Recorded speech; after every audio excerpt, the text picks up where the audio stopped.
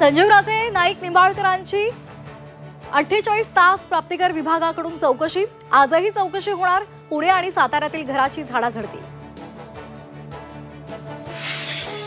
उद्योजकांना त्रास दिल्यास संबंधित कार्यकर्त्यांवर मकोका लावा। मुख्यमंत्र्यांचे पुण्यातील कार्यक्रमातून पोलीस अधिकाऱ्यांना थेट आदेश।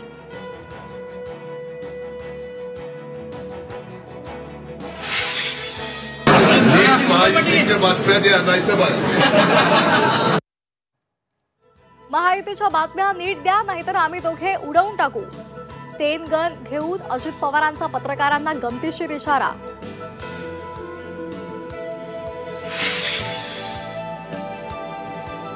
बीड हत्या प्रकरणातला आरोपी कृष्णा आंधळे अद्याप फरारच। सरपंच संतोष देशमुख हत्येला 59 दिवस झाले तरीही कृष्णा आंधळे पोलिसांना सापडेना।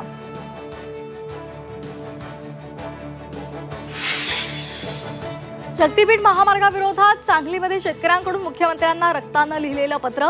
पुढील काळात राज्यकर्त्यांचं रक्त सांडल्याशिवाय गप्प राहणार नाही, शेतकरी संघटनेचा इशारा।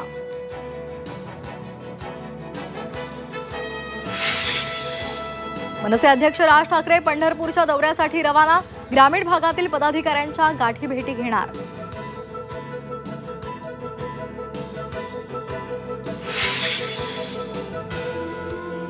पुण्यामध्ये गियाबारेमुळे आणखी एका रुग्णाचा मृत्यू। मृतांची संख्या 6 वर, एकूण रुग्णसंख्या 140 वर।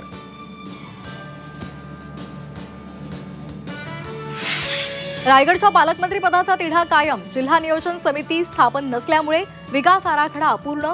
नियोजन मंडळाच्या कोकण विभागीय बैठकीतून रायगड जिल्ह्याला वगळलं।